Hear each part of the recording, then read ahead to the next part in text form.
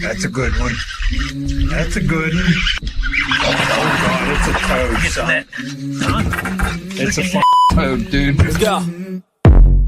I wake up to a little bit of drool on my pillow, feel like it's gonna be a bad day. What's going on? What's up, fellas? Hey, if you, we'll ask this again when we get on.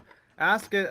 Anyone who hears a reverb or an echo, especially if it's coming from Trey and Nick, let us know because it's not really coming through on my end, and I don't think Mike it's that bad on your end. No, it's not. Yeah, I think it's on Pete. So we see who the problem was then. Yeah. I hear it. Oh yeah, I mean I hear an echo, but it's not horrible. What Pete do? Rage quit? I don't know. I guess so. He wanted to go eat a sandwich. I'm gonna mute Nick. All right. Yep. There's an echo in mine. That's so weird, man. I mean, there's a slight one, but it's not like absolutely. It's not an echo like. It's not like you're not. It's not an echo where you're repeating yourself. It sounds like you're maybe a little bit underwater. Yeah, I'm not sure. Like a fish. Fish in water. Well, Pete's listening to us right now. He says the echo is pretty bad. But whatever. We'll roll with it, man. We'll roll with Fishing Friday Live. Hopefully, if this doesn't deter people from listening in. Not sure. It seems like every time you turn the soundboard on, like it gets worse. I don't really know. Now it's a little bit worse. It comes and goes. Yeah. Oh, look who decided to notice again. Well, I guess if that's the case, you guys can drop off at some point and let's see PP and put him on stage and he disappears. I don't know what's going on. All right, you want to do the intro though, Ben? All our sponsors, you go for it. You got it memorized. You got it. That's jacked up. All right, you're going to hear this twice then, according to the echo.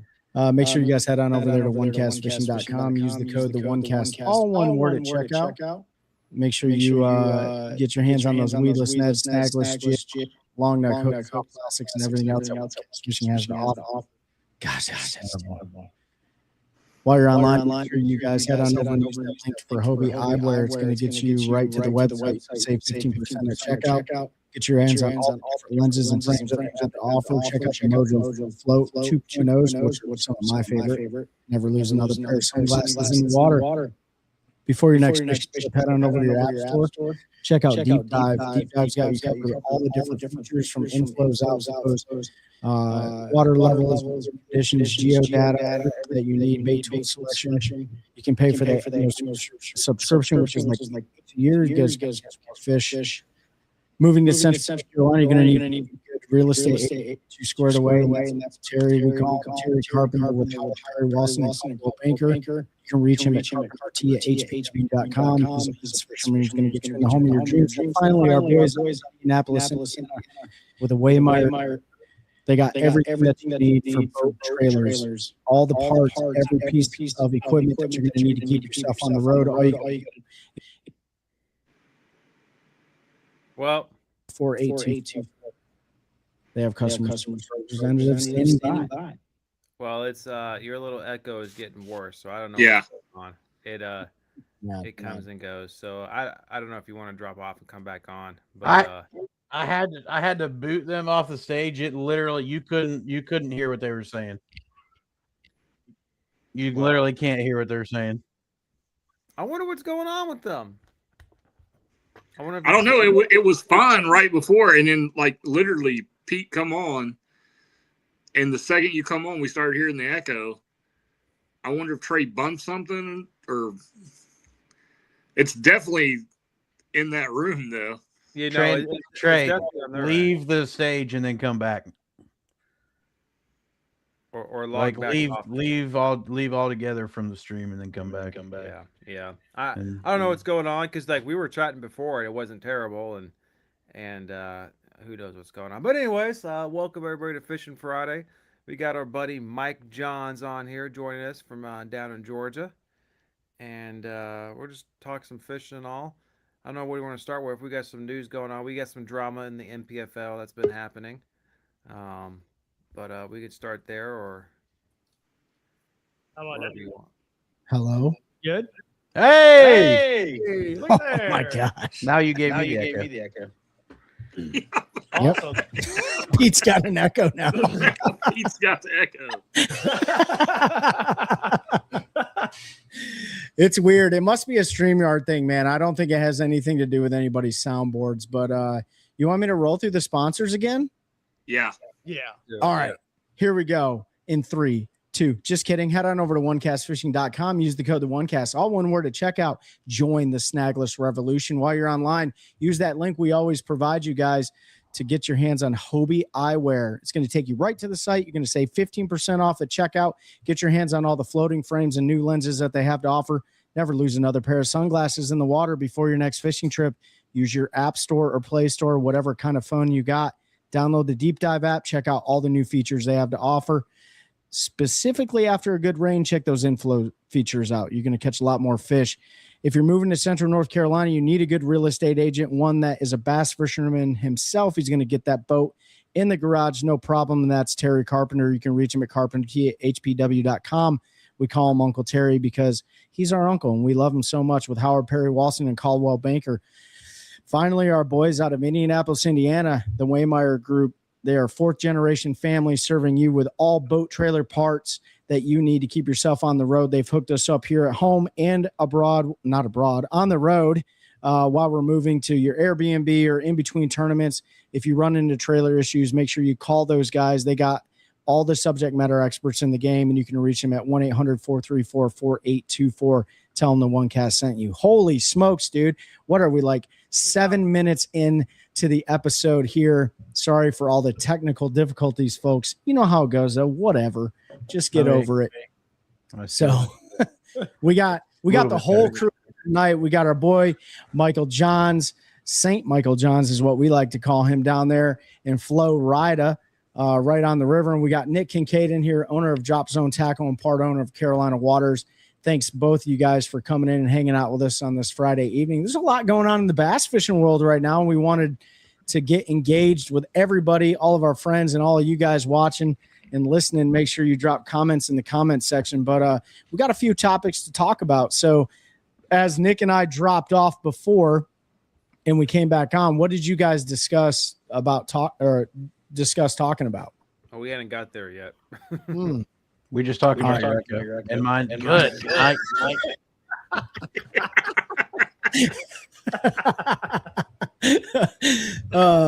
Man, I mean, there's a lot going on right now. Oh, wow. I just did it again. Maybe this Fishing Friday Live is doomed. What's up, Christine? Thanks for joining us. I'm sorry for the technical difficulties. Now you have the echo again. Yeah, you gave it back. All right, guys, take it away. Again. No, you go ahead and leave. You leave, and when you come back, I'll just leave the stream. You guys can run it without me because obviously it's something. Well, now when you left, it gives them the echo back. That's what I mean. So they need to drop, reset, and then I'll leave, and we'll just let them talk. I won't be involved. I'll just watch. Well, I wonder if they leave and come back, and when you drop, it gives them the echo back. That's what it did when you left a while ago when you had the echo. We'll find out. I love this. Hey, we're back. Do we have echoes? Yeah, okay. All right. Pete's about to punch a hole in the drywall. Bro, I'm so mad right now. We go to the sandwich. All right. So, yeah, a lot going on in the bass fishing world right now, man. What's the first topic we want to cover? What do you want to cover, Ben? You want to start with NPFL? NPFL, let's do it. They're having, man, that's crazy. Mike Johns, former NPFL angler. Have you been following what's going on at the St. Lawrence River right now, or you been more focused on John Dialed in the pro circuit?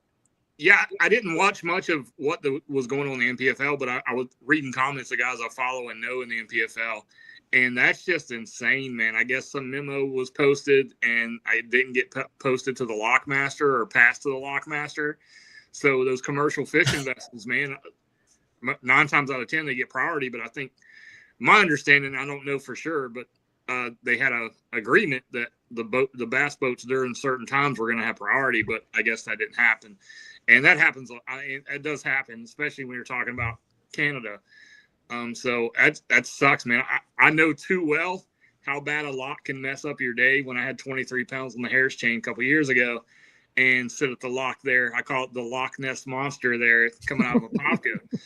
And that was horrible, man. 23 pounds just sitting in the live well. Yeah. That was a day 3 cut weight, and I couldn't even make it back to weigh in. I'm gonna try. Nope. He said nope. Hey, at this point, dude, it's just comical. So everyone, we're trying to work through some things here. Christine Fuchs, thanks for tuning in from Joyzy. Who just I don't know how to read the entire handle there. Shout out to Rick Clunn, 80 years young, catching 20 pounds a day. Absolutely. Since we're on that MPFL topic, if y'all don't know, Rick Clunn is fishing some of the MPFL tournaments this year. I don't know if he fished them all, but I know he's fishing this one. He didn't fish them all. He didn't fish the first one because I saw him on the Classic, and I asked him, and that was he didn't fit. He wasn't fishing the first one, so he's picking and choosing he wants to go to. But for those who aren't familiar with what happened at MPFL, they're up at the St. Lawrence. A lot of guys like to make that run down to the lake. Was that Lake Ontario? And you got to go through the lock. Most of the locks that pleasure boats go through are closed right now because of the high water. So they have to use the same lock as the commercial vessels. Now, the MPFL paid for locks, and I was trying to read through a bunch of comments and all. You have to pay for locks regardless. So I think they paid for everyone to go through locks. But I don't know if it was a set reserve time or like, let me take that back. I don't know how much that means in priority. I know like the locks put out a memo that was posted about these are the lock times that there's going to be bass boats coming through, and that it said commercial vessels may experience delays. But who knows what happened? The word got passed for like, you're talking about barges and sometimes international shipping coming through there. Like a bass boat's not going to get priority going through there. And as anyone knows with locks, like that, Mike said, like it's a gamble. It's part of the game, part of the strategy. You always take a risk when you're going when you go through those locks. Same thing happens up on the Mississippi River with that commercial shipping and stuff. That's gotten people. Well, some guys waited 2.5 hours. Well, and still didn't get through. You know the problem. Here's the problem. Those guys weren't carrying enough maple syrup. All right, that's what you really need to make your way. Look, there's a couple guys in this room right now that knows how to barter your way in and out of a situation. Sometimes it's a carton of cigarettes, sometimes it's a case of Coca-Cola, and sometimes it's maple syrup. Hey, listen, I'm not casting any shades. Our Canadian friends, I got my foreign jump wings with the Canadians. I love you guys. But the bottom line is like, dude, commercial traffic is always going to take priority. And yes, Ben, you're right. I think they did pay them, but I think what Mike said, the memo didn't make it to the Lockmaster. Now, this is all speculation, but if you look at some of the MPFL anglers that decided not to return, Brandon Cobb didn't come back for day 2. There was a couple others that didn't come back from day 2, and it was really frustrating. I know Richard Cooper, a North Carolina angler that lives close to us, he got held up at the lock with a ton of other people, and it really yesterday was first flight that kind of got the shaft because they were due in so early. So there's a lot of guys. There were some guys that got DQ'd. A lot of guys, got hit hard with being 8, 9, 10 minutes late, and at 15 minutes. Based on their bylaws with the MPFL, they get DQ'd. Their weights get DQ'd for the day. So just kind of one of those funny situations, man. Like, Mike, you've dealt with a Loch Ness Monster at Apopka before, but this is a big lock. Like, this is barge traffic. Yeah, those locks up north, man, would swallow Florida locks. We don't have anything like that down here that big. Yeah. I mean, I look at that and I'm like, bro, should a bass boat even be there? You look at some of those photos, they're like up against those, it's like almost like oil tankers. I know. Some scary stuff. It's like the lock. I can't think of it in Tennessee coming from I can't think of that lake. I think it's going into Willer, that big lock that goes into Willer. Yeah. That lock is huge, man. First time I ever went through that was very intimidating because you look up and it's like 80 feet up to a platform and you're like, whoa, you know, I mean, I'm used to going in Florida. We get like 15 boats in a lock and it's doing something. And you probably put 200 bass boats in some of these locks. Oh yeah. How's it going, Brent? What's up, Brent Jensen? Another special operations bass angler representative on here. Appreciate you reaching out, man. I'll send you your money next week. You're welcome. We got some raffle tickets and stuff going on. Makes a wake boat seem insignificant. Absolutely, 100%. Man. And look, I don't know all the details and more will come out. Maybe the NPFL could have handled it differently with those guys who had to wait so long and that confusion. Maybe they should have let them weigh in and just penalize them and do stuff. I mean, I'm on the fence with that, and I like we said, man, going through a lock, it is a gamble we take, and I mean, it sucks. And like I said, I personally can vouch for, you know, hey, a lock was broken and I got DQ'd. So then again, it's like, where do you change the rule? And then you change that rule, then you start changing other rules. I just think it's a slippery slope. I just think it's one of them. You just have to suck it up. It sucks, right. And I hate it for the anglers. Was it on Pickwick a year or two ago? People got screwed by a lock. And I think it was the NPFL too. I don't know. I think that might have been. I know it's happened on like in the Mississippi River and stuff. I think in Bassmaster and all. I'll tell you this. Here's my opinion. If I got screwed by the lock, I'd be pissed. But since I didn't fish it, like I'm like, whatever. But it is a gamble, dude. Like you got to build that into your calculus. You know, no different than, you know, going from Toho down to Kissimmee. No different from Harris Chain running into Apopka. No different. You know, hell, I mean, you know, there's locks but that's what I think makes it interesting. I know it sucks for those anglers that got caught up in it, but it makes it really interesting. And you see guys like Zach Burge, right? He locked, right? And he crushed 25.5 yesterday. He's still sitting in the lead right now. He had like 21.8 today. 21.8. And he's doing something really cool, really different up there on St. Lawrence River, which is, you know, chucking and winding a chatterbait or a bladed jig of some capacity. I don't know what brand it is. And then he got other guys like hanging out right there in the local area, dragging and doing their deal. Some guys are Derek Lettinen. He's putting on a clinic with a black crankbait. You got guys dragging Ned rigs and drop shots. It's a really cool way to catch them. And you know, I talked to Watkins today. He said the biggest smallmouth of his life. I think he had a small weight of 11 something today, but he said he lost like a 6-pounder right at the boat because if you guys don't, and the only person I think you've been on St. Lawrence, Nick? No. So the only person in the room that's been on St. Lawrence River is Mike Johns right there. And you know how the current is there. Yes. And Josh said, like, dude, it took everything. What he did was he said, man, I hit spot lock on my boat, and that was the worst mistake I made because the trolling motor went the opposite way of the bass, right? And he tried to land him, and he was using a bait.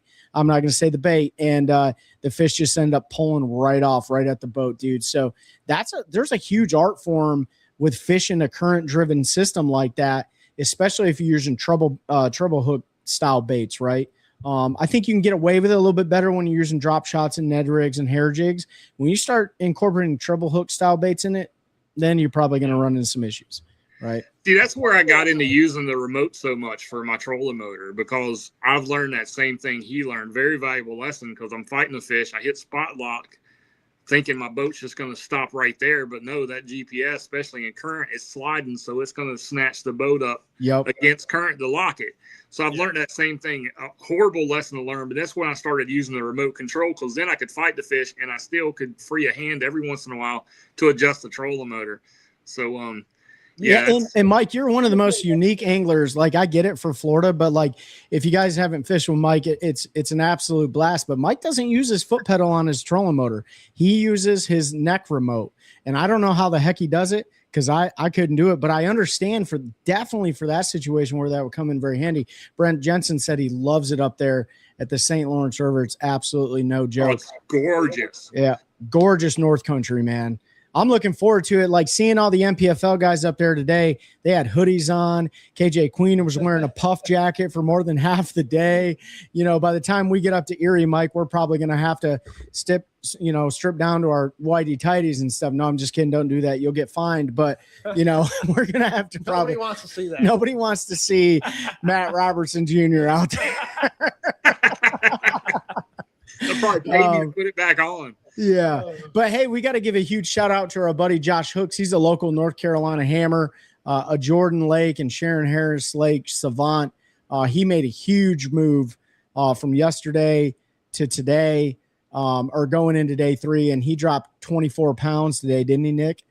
24, 25 pounds, and he'd shot all the way up to third place. Yeah, and the cool thing is Zach and Josh are both roommates on the MPFL. So I'm curious to see what that little, you know, at the end of the day conversation looks like. Like, stay off my stuff, bro.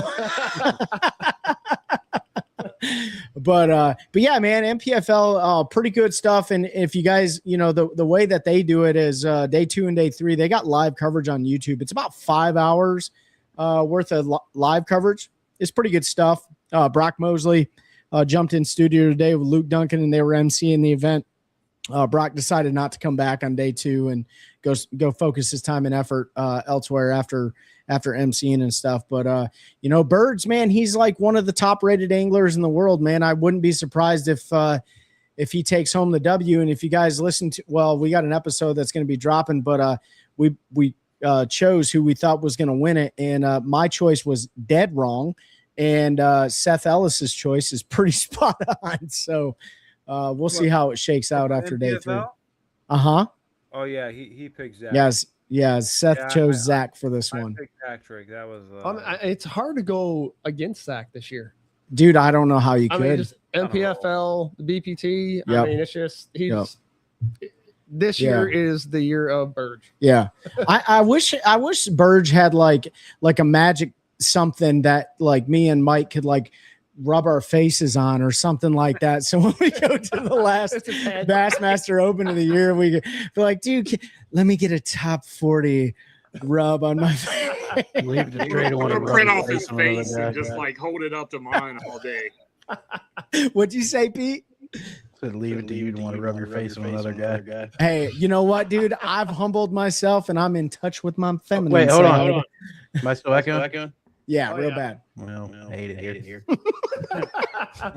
This is why we can't have nice things. Brent said it's 42 degrees in the morning there. Holy smokes. Jesus. Oh, yeah. I'm all my cold weather gear. That's good deer season weather. You guys are getting there. It's going to be a real feel in the 90s. You're getting there. I know. Giant, hot. Like Brent, my wife said today, she said, you know, she's like, I'm tired of the rain, even though we need it. But it was like we went from winter to spring to summer, back to spring again. And then we're going to go back to the dog days of summer. You know what I mean? So it's been a weird year, man. Heavy drought down here in North Carolina. Lakes have come up a couple feet though. Oh yeah. We've had a lot of and we're going to have really good grass. We're going to have good grass. Grass is looking Yeah. beautiful. So when it does get back to full pool, it'll be game on. Yeah. Hopefully it doesn't kill all the grass when it gets back to areas full. like up on falls, like I mean, the entire fields of grass are growing. Yeah. Out there. So probably for a few weeks before all that stuff gets too deep and killed. Like I was gonna say that's not submerged grass. All that stuff's gonna die pretty quick. Yeah. We're wishing for grass, and Mike Johns is like, we got too much grass. Yeah. Come grab some of this from here. Mike, hey, we got to give you a shout out, bro. You just won a club tournament on the St. Michael Johns River. Over the next couple minutes, you want to talk about that before we move into the MLF Pro Circuit? Yeah, man, just fishing the St. Michael Johns River, you know, and throwing a frog. I think I had like 7 bites, but it's one of them days, man, like when you're going to win, everything goes your way. And I'll tell you, it's funny. It's the craziest bass catch I've ever had in my life. I threw next to a log, jerked the frog, and I had something flash at it. And I was like, oh, stupid gar. So I start reeling back really fast. Well, this bass chases my frog out to the boat in 17 foot of water. And I see him, and I'm like, oh, that's a bass. And I just lower the frog on his head. He sucks it down. I just pick him up, put him in the boat. He's a 3.5 pounder. That's one of the craziest things of my Did you life. even have the hooks in them? Yeah. Oh, he was totally like he inhaled it. Like, I mean, top of the mouth. Like I just dropped it on his head right there. He's swimming right by the boat. I had So it was 3 like foot a of hook line set out. I boat just, flip all in the same Yeah. motion. yeah, it was a hook set boat flip all in one. And the guy in the back of the boat was like, dude, he's like, I just saw that happen and I still don't believe it. There's a new T-shirt, Michael Johns. There's a log, stupid frog. Yeah, that's pretty good. I told you, Mike, the only time I've ever seen that in person was on the Roanoke River. Pete reeled in his frog. The striper were blowing up. He didn't even mean this. Like, this will never happen again, right? Just like yours will probably never happen again. Right. But he reeled his frog in, and his rod's dangling over the end with just the legs of the frog just kind of touching the water. As he's bombing a spook out there, a striper comes up, grabs his frog. Like, and he gets it and brings it in the boat. Like, it was the dumbest thing I've ever seen before. Like, of course that doesn't happen to me, but there you go. There's the log, stupid frog. Mike Johns wins the club tournament. Would you have 21-8? Yeah, 21-8. Good job, dude. Nice. That's a huge confidence booster going into stop number 4, Division I of the Bassmaster Opens, man. Like, coming off a Derby win and stuff like that, you feel dialed in. John dialed in, as we say. I know, man. Got to root John dialed in on, man. Speaking of John dialed in, if you guys aren't following the Major League Fishing Pro Circuit, Tackle Warehouse Pro Circuit is up on Champlainism, and it's pretty rough water up there right now. I got to see some of the guys. Brian Latimer, he posted a video of a giant log floating in the water with like 3-foot waves, and Bobby Bakewell out in like 25.5 feet. That log was just out there cruising. Which, if I'm not mistaken, Ben, wasn't that a couple years ago? Was it Wesley Gore? Last year, Wes Logan wrecked out there. The year before, I wrecked my boat out there. Yeah, but it's not a surprise when you wreck your boat. Oh, no, because I drive like an idiot. Yeah. No, you did, though. You did. You had your brand new 4-stroke 250 Pro XS Mercury installed. 14 hours on it. Broke the skeg off of it. Broke it right in, didn't you? That's all I was thinking. And the crazy part was I'm flying through the air, going into the reeds, and I wasn't even worried about, like, I'm fixing to crash on land in the reeds. All I could think was, man, my brand new motor. Like not like, hey, I should probably prepare for impact. I'm just trying to turn my head to look and see how bad my motor's messed up flying through the reeds. I think Mike broke the furthest thing on the aft end of the boat and the furthest thing on the forward end of the boat. You broke the hook point. Yep, broke the hook and point. the It skeg. snapped that in half. Snapped my trolling motor depth locking collar. So on day 2, I couldn't lock my trolling motor depth. It would just slam down every time I would put it in the water. The head would just slam down on the mount because I couldn't adjust the depth. So it was either all the way down or not. Yeah. And, the skeg, trolling motor, and the hook point were the things that I broke. So Yeah, it doesn't hurt like right here or right here. It's like right. Great movie. Great movie. If you haven't seen the Chris Farley documentary on YouTube, I highly recommend going and watching it. I'm a huge fan of his, and I've been on this documentary kick. Chris Farley is on there. I've been on this like WWF, WCW documentary kick. I don't know why, dude, because I have no life and no job outside of fishing. Yeah. I start a new job on Monday, so that's all going to go away. But nevertheless, my wife and I have been watching like World Wrestling Federation documentaries with Vince. You that quick? Oh, no, she's participating and she's watching it. We're learning, right? Steve Austin, you know, the Big Show, all that stuff. But anyways, man. Oh, no. Pete did it again. Son of a biscuit. Thanks, Pete. I need you to log back on, Pete. Anyways, let's kick it off with the Major League Fishing Pro Circuit event. I'm going to dial off and dial back in. You guys want to talk about it? Yeah, sure. All right, we'll be right back. You been following that, Ben? Following the pro circuit I've got it up right here. I haven't watched any of it. You know, Matt Becker's leading the day after day 1. Super rough water. I don't know exactly what they're doing out there. Have you seen it? I assume they're scoping. Well, they only get 3 hours of scope yeah, time. They only get 3 hours. But so from the weigh-in and watching guys talk up on stage today, the ones that did talk, some guys won't even talk on day 1. They just straight to day 2. But some of the guys said that they didn't even catch them scoping, that they had to adjust with the wind. You got 5-foot rollers out there because the wind's blowing, I think, north to south, so it's blowing right down the lake. What are they fishing? What's that area where they are the largemouth are at on? That's Ticonderoga. No, that's not. Let me go to the maps here. Keep talking because as I look it up, because it's right down Champlain, but it's like 70. I made that run a couple years ago. It's about 73 miles from Plattsburgh down Champlain one way on the water to Ticonderoga to catch bass. It is the north side and those big bays up there. I thought there was a lot of largemouth up there in Grass. Ticonderoga is about the best largemouth. If they're talking about grass fishing, Ticonderoga fishes like Florida, man. You can whip a frog around in that eelgrass and stuff up there. But it's a trek in this rough water. I doubt anyone is making that long of a run on that water.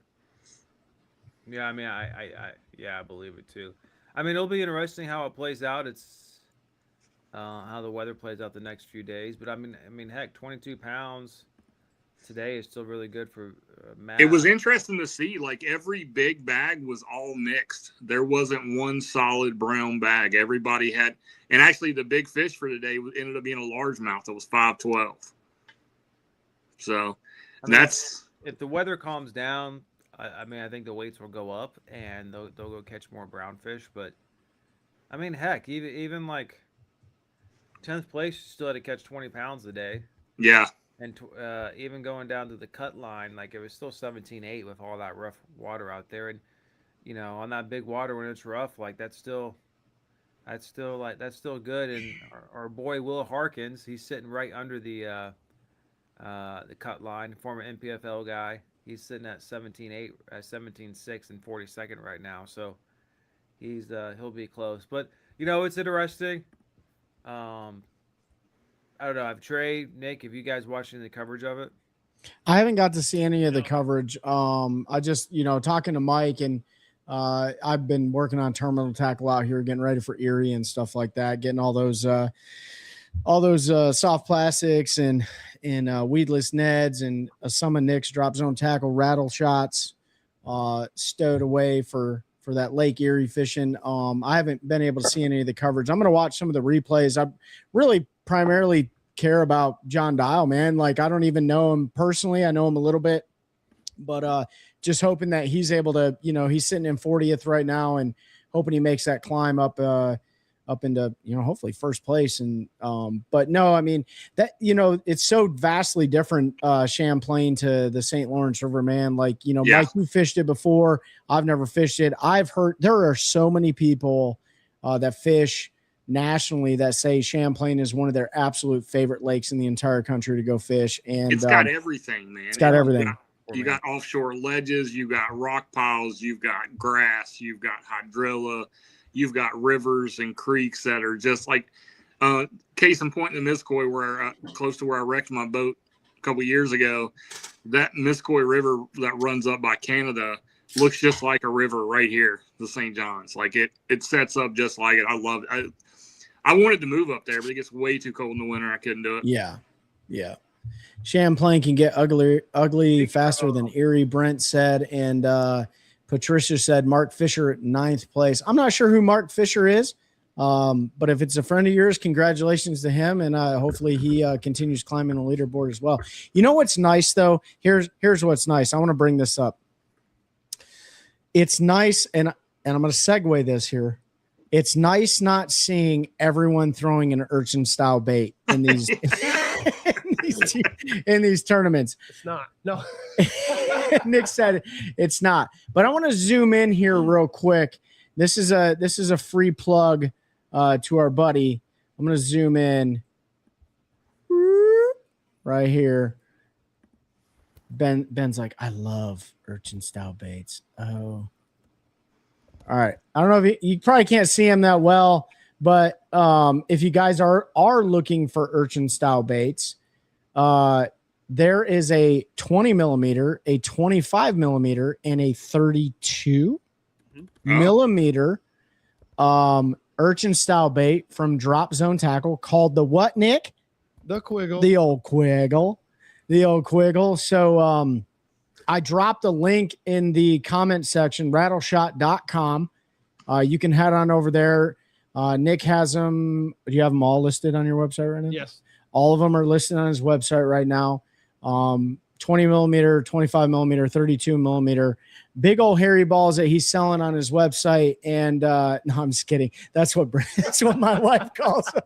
No, I can't say what my wife calls them. It's a little bit more not PG-13 than that.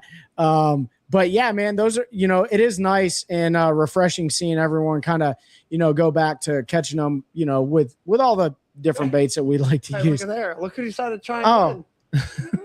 Hi, Angela. Patricia said her friend or Mark Fisher rooms with Miles Berghoff. That's awesome, man. Miles is well renowned in the fishing community. Angela, what's up? Thanks for shouting out the Quiggles. What Brent say? What answer are you waiting on? Hang on a minute. Josh Smith said, question for you guys, especially Nick. Who gave you the love for fishing and teaching you the ropes? That would be my grandma. His grandmother. Yeah. So we'll make it a short story, but I used to go down to I grew up in Michigan. My grandma lived in Indiana. You don't say. And she would come and get me for about half the summer when I was younger and living on the little lake there. I would get up as long as I had my little life jacket on. I could be out there for as long as I want. But I'd go out there and fish and then come in at noontime, eat lunch and wait for Grandpa to get home. And then we'd all go back out. And her only thing was any fish that we kept to eat, I had to flay. So, ooh. Yeah, I got pretty good at it. And, but yeah, it was fun. Did you knock the sides off every fish you caught? I did. Well, I really didn't bass fish. Uh-huh. It was all about crappie fishing because we like to eat them. Uh-huh. So I would actually go out and I would have 2 rods with slip bobbers on them. And then if they were biting really well, I would tie one onto my big toe and jerk out. Yeah, I would sometimes catch 3 at a time. It was great. Yeah. My grandma, she's got pictures of it. She's like, what are you doing? Did you ever get one on your toe? Yes. Oh man. Yeah. Oh, toe jangles over here. So one time I got a bullhead On your toe? Bullhead, yeah, on my toe, and I thought it was gonna rip my toe off because it just kept pulling, and I'm like, this is not a crappie. Did you have blonde hair as a kid? No. Oh, you didn't? No, I did not. Oh, I thought it was a towhead catching a bowhead. But that's cool, man. So grandma got you in there, man, and grandmas know how to cook some fish. Oh yeah, Grandmas know how to cook some fish. Yep, it was very tasty. I mean, she always made. Did she fry them? She did. My grandma used to fry them to where the tails would be as crunchy as tater chips, and you just eat the tails. Yep, that's how it was. Yep. I think my grandmother used Drake's mix. For all you older folks out there, Drake's mix was the mix. Still is the mix. Well, whoever Drake is, shout out to Drake for making that mix, dude. It was good stuff. Brent said, not Mikey. Mikey Nadeau. So listen, let me tell you guys something about Mikey Nadeau. And I know it's hard to believe. You ever call him Mikey Nadeau? Actually, my kids call him Naduki. but let me tell you something about Mikey. He believe it or not, he can catch fish without me. Is that right? He can. So we had a club tournament this past weekend, and I won't say where he was fishing because you don't want people to know. But yeah, he actually won both days, and I believe had big fish on both days. Mm-hmm. So congratulations, Mike, for I'm glad I could teach you everything you know. We had Mikey on our episode that will be dropping next week. So yeah, yep. About that, I did want to say, speaking of Champlain, I'm actually excited for next year's BPT event up at Champlain because they are going. It's like the very last couple days of April and the first 2 days of May, which is not unusual time you see a national level circuit up in the north like that. So yeah. It will be very different to see. I mean, it'll be all pre-spawn, right? I don't know if there's spawning up there, still spawning up there now. There probably are. probably some, but the water's too rough. But a lot of post spawners. But it'll just be a completely different game up there Yep. next year. So I'll be anxious to see that. And I like seeing these tours go to places at different times of the year, just to see. Because one of my favorite times was during COVID, when everything got delayed. And they were fishing like Gunnersville in September and October, and all the weights were like super. They nosedived. Yeah. Yeah. Like they're not hitting it at the optimal time. So it'll be interesting to see next year, and I'm sure they'll catch the snout out of them still. But I like seeing some of these famous Great Lakes that we all want to go to, bucket list lakes, but not in the typical times. It'll be good. Yeah. To see. Yeah. Yep. I'm looking forward. I mean, they got a good schedule. Both the pro circuit and the BPT got a really good schedule next year. And I'm looking forward to seeing what the opens and the elite series are going to do next year too. I hope it's not the same. I'm not saying the same, but I hope it's, but you got to understand, like, You hope when in the open comes the Pasca tank? oh man, that would be so fun. I would be so pumped for that. Make it a trailer tournament, Bass. But that would be so fun, man. Like, that Mike Johns would absolutely love that. We got to get him up here. I mean, it's basically like Florida, North Carolina fishing. Yep. But a really cool place to be, and that's really the biggest constraint with like the opens and, probably like the Toyota series is the amount of anglers that they draw really does limit the places that they can go and stuff like that. So it's not going to be a surprise to me if the divisions go to pretty much the staple bass fishers again. And it really won't hurt my feelings. However, that does segue into rumor on the street has it But the BFLs? that the BFLs may be a team series next year. I'm Ron Slick Johnson brought that out. Look, I'm down for it. Not that I fish the BFLs. I mean, if the payouts were better. Everyone complaining. You don't have to have a partner. You can still fish it by yourself. Yeah. Like, there's plenty of guys. who fish- Can you though? Oh, Can I'm you? sure. I'm I sure. mean, listen, they're going to take your money one way or the other. Well, let's ask Mike here because from my understanding, wow, I sounded real northern there. From my understanding, I know, anyways- right? You should have broke out. Oh, we got to get our maple syrup here, boys. Oh yeah, Brett knows about maple syrup. but from my understanding is you have to have a link with a lot of these MLF events that have co-anglers. Am I incorrect on that, Mike? No, so yeah, I actually I got nervous one year. I think we were at Champlain, and my co-angler backed out on day one. Right the morning of, I'm getting to the boat ramp. Mark McWall calls me and says, "Hey, your co-angler backed out." And I'm like, I was thinking, so I started hooking everything back up. He's like, "What are you doing?" I was like, "Well, I don't have, I mean, what am I like?" I thought they were going to send me home, but luckily they let me fish. I think they found an observer, and then that was an old dude, and I was making a long run. It's like, it worked out though, because that's when I wrecked my boat, and I was so glad I didn't have a passenger. It, like, divine intervention, however you want to look at it, it worked out, because this whole guy was about to be in the passenger side of my boat. And yeah, they do that. There are instances where you can fish by yourself. Well, what they first try to do is they try to find an observer that'll go out with you. Just checks and balances. Yeah, checks and balances. Stuff like that. But they have had cases to where, like, if a co-angler or a boater backs out the night before, they try, especially with a co-angler, they try to contact, like, if somebody was in line on a waiting list, which I don't think they have that problem anymore with the waiting list.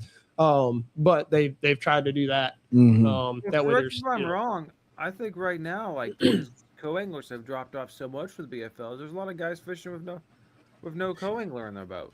No, as far as the BFLs and Toyotas go, nobody fishes solo unless it's one of those last minute backouts and they can't find an observer. They're not letting people come in. You have to have a link. And I think there are special circumstances, like you dealt with, Mike, in the Toyota series, and there probably are cases in the BFLs, but like Nick said, especially with them limiting forward facing sonar to 3 hours per event, right? Or per day, whatever the case may be. the BFLs are limited to for 3 hours. Am I correct on that? Yeah. Yes. And that's really where the co-angler comes into play. Is they are, even though they say, and this is what was said to me by a Toyota Series angler, that they in no way, shape, or form use the co-angler to marshal the boater. Well, But like you all say that, but I pulled up the BFL for the IROC tournament and for the Piedmont region. tons of singles. Like on the boater list, they had 70 boaters weigh in. Looks like 2 boaters didn't weigh in, so whatever, they dropped out. Uh-huh. And then you look at co-anglers, 56 co-anglers weighed in. Now, let's see, they had a bunch, 57, 58, 59, 60, 61. So if you get jackpotters that jump in, they're not going to list them if they didn't weigh in because their points. Yeah, okay, don't you may be right because there's like 70 co-anglers on here, only 56 weighed in, so maybe they didn't weigh any fish in, right? So I mean, Yeah. that's very possible. But nevertheless, they make the attempt to try to pair a boater with a co-angler. I'm sure there's circumstances, within the tournament director's call to whatever. But that being said, I mean, what are your guys' thoughts on the grass? I mean, that would be considered the grassroots level of national tournament angling or regional tournament angling. Like, what do you guys think about it being okay? 2 questions. Should it, if it's going to be a team series, should it be you pick your team partner or should it be random draw? Well, so that's why they're making it. That's why they're making it a team event. The random draw has been in effect for all these years. That's why you've had to have a link that guarantees you in a tournament. You don't get to fish with your link. That just gets you in the tournament and make sure there's body for body, boater and non-boater. So I think that's already been effect. The team concept's kind of interesting to me. And yeah, I mean, what would make it a team if you didn't pick? You're back to the same scenario. I think what they're trying to do is grow back to their numbers. And I don't think, man, I don't think we're ever going to see the post-COVID numbers in bass fishing again. Yeah. Everybody had all that free time and we all went and fished. I mean, I for one, took it total advantage of that. Are you kidding me? Oh, yeah. I was so tan. Yeah. So Tanner, that's when we were out. Trey and I be seeing each other all the time out on Oh the yeah. water. No, On the plane. But I like, think it's it.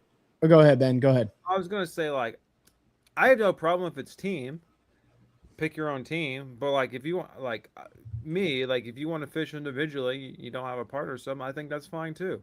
Yeah. Like, and a lot of clubs are that way too. Like, or a lot of other team trails. I think the PBC and like locally is that way. Like, okay, you got your team, but like 2 of them. But like, if you want to go do it by yourself, and it does kind of somewhat put you at a disadvantage because having 2 rods in the water and it just increases your likelihood of catching a fish. But like, I mean, there's been plenty of people on that, like there's smaller type of situations where they don't have a partner and they still do really well.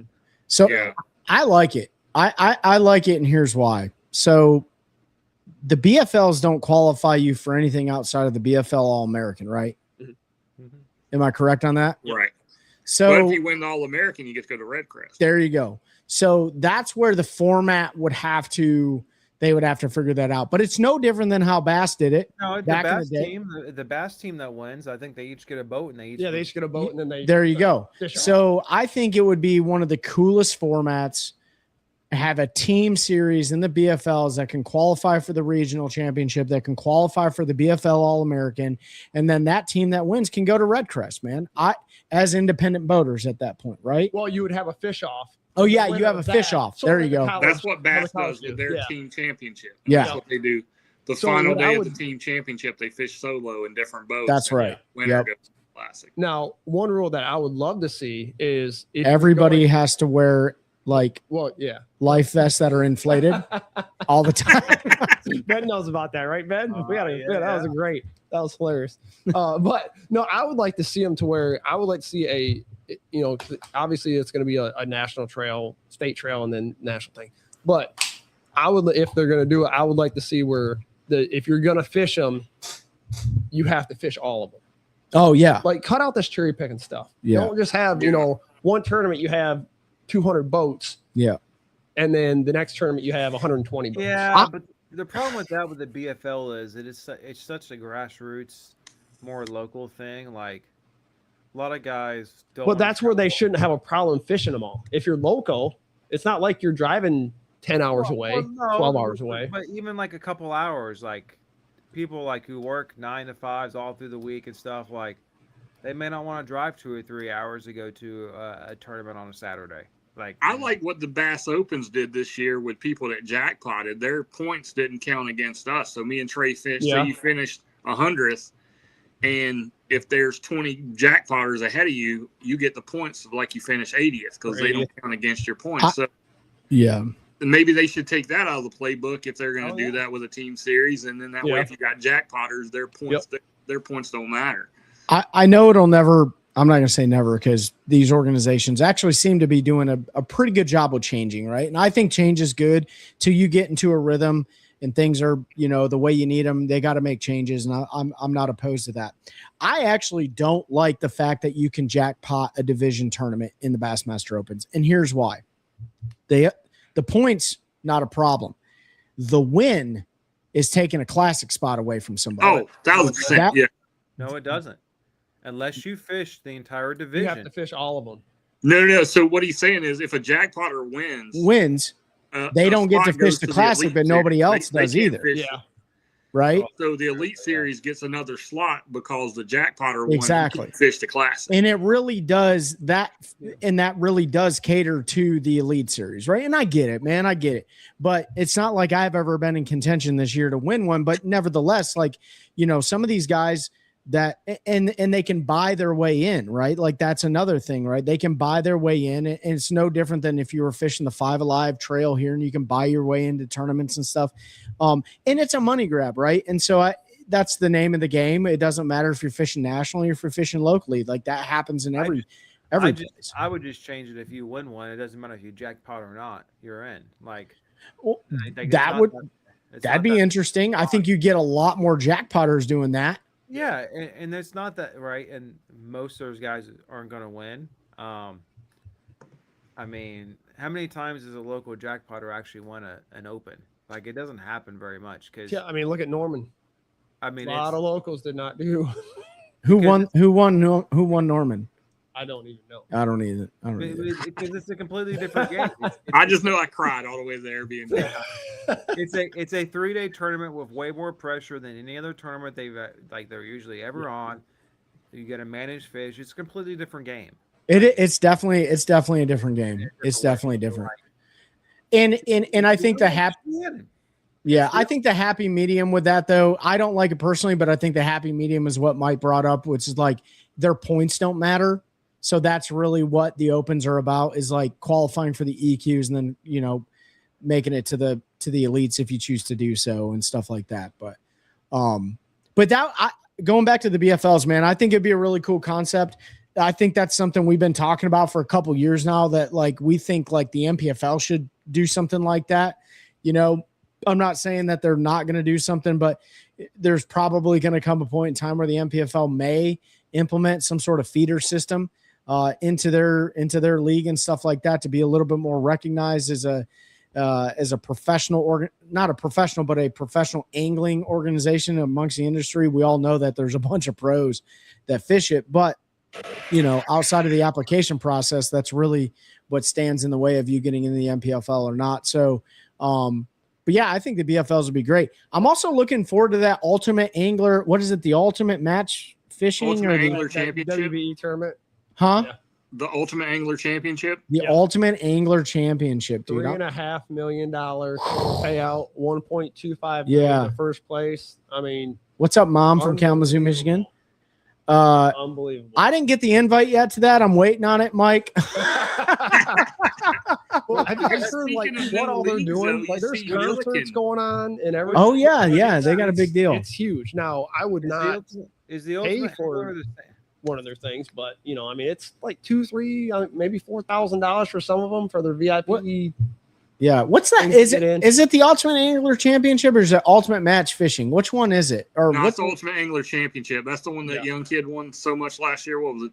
$750,000 he won. No, last the one year? I'm talking about is the one where like the top 25 or from Bass, the top 25 from BPT. Yeah, I think that is Ultimate Match or something like that, or Ultimate Angle. I can't remember. I was talking about the championship they did on Gunnersville that young kid won like $750,000. Yeah, Tucker Smith won that. No forward facing sonar, $1.5 million. Wait a minute, a young guy won without forward facing championship. What'd you say, Ben? It's the Champions. A World Bass Championship. That's the one you're talking World about. Bass Championship. And World Bass Enterprise, Pitcher just said. There you go. That's there the you one. go. Yeah, that's the one because Dylan reached out to me about that. They're having an expo and stuff there, and it's in when is that? It's in October. I was like, Zach Burge is gonna win it. And I said, no, I don't want to do that because like 4 or 5 days, like 3 days later, I'm start being at Norman for the Stober tournament, and I don't want to do that big turnaround and with an expo that has never been done before. I don't want to take the risk, and you don't know how many people are going to show up and stuff, that type of stuff. So yeah. But hey, speaking of leagues and stuff, you seen Milliken's fixing to start his own league, supposed to launch in August. I saw some teasers for it. I don't really. Is that gonna be up in the Midwest? He's throwing teasers out right now, but I guess he's going to launch in August, and it's everyone can fish. So I'm very curious to see what he's cooked up. I mean, heck, everybody knows Milliken's a heck of an angler. And Sixth Sense is probably the title sponsor, and I don't doubt. Yeah. Listen, if Milliken, and I don't know him personally, but if Milliken was king for a day when it came to bass fishing formats and television coverage, I think it'd be legit. Like that dude, there's guys that have fish brains and then there's guys that have like promotion brains. And like, he is a promotion brainiac, dude. I really believe that because he even talks about, he's like, dude, no sport in the history of ever is like 8 hours long. Like it's just not right. Yeah. And to televise something for 6 hours is even crazy. You but say baseball. Except golf. Oh yeah, baseball. Yeah, I forgot about America's. Masters. You watch the Masters. Yeah, I don't know, but yeah, I mean, that's cool, man. If he launches, I wonder if it's going to be an online deal or if it's going to be like fish weighed in deal. Yeah, the last I heard of it, he just made a statement that I'm starting a new league. It launches in August, and everyone can fish. And he highlighted everyone. So I'm very curious what he's got cooked up. But I guarantee you, like you said, it's going to be promoted well, and it's going to get a lot of coverage because he is a savant when it comes to promoting. Yeah. So what you're saying is all of us in this room qualify to fish it. Yeah, exactly. That's the feeder system I like right there. Yeah. Oh, man.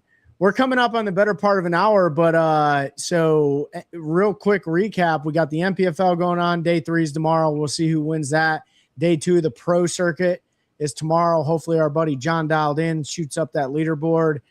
Will there be a team series in the Bass Fishing League? We don't know, but more to come on that.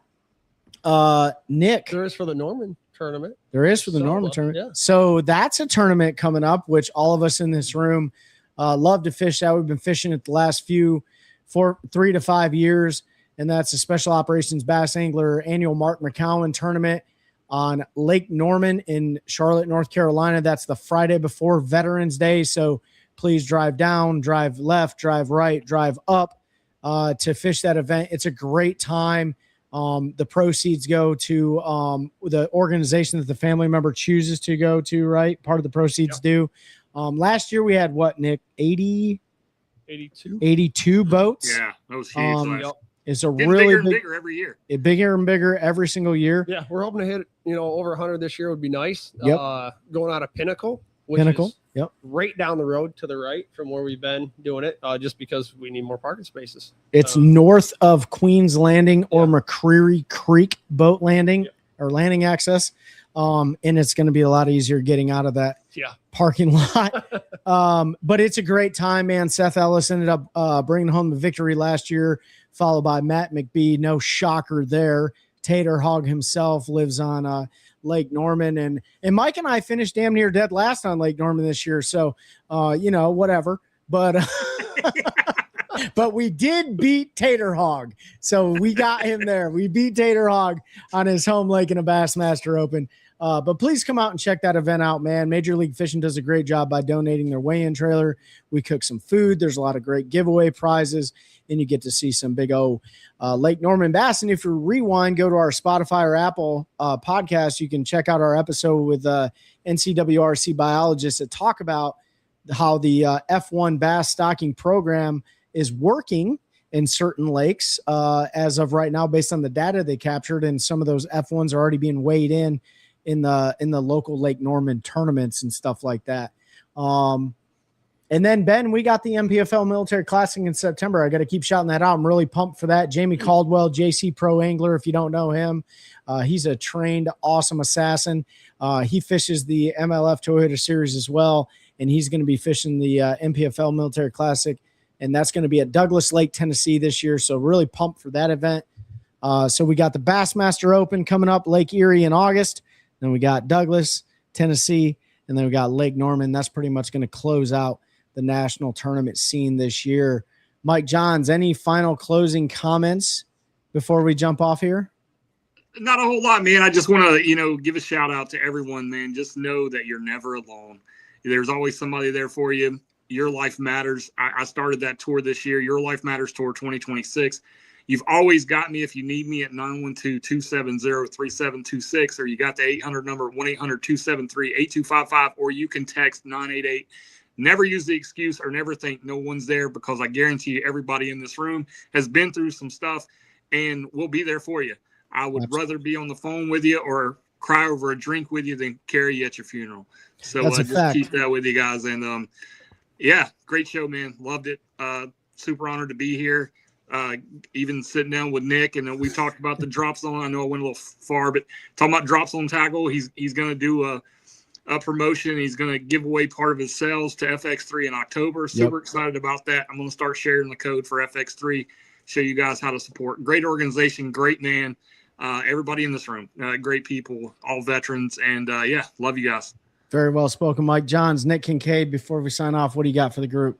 Yeah, no, just it's great talking to everybody.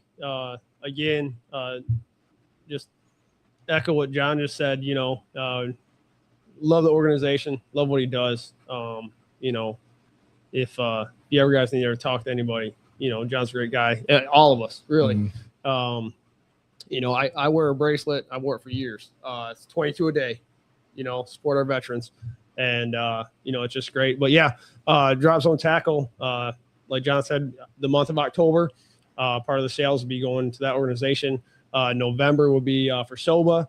And then, throughout the year, we'll hit different nonprofits and different organizations, just trying to, spread the love and bring awareness as much as we can. Absolutely, man.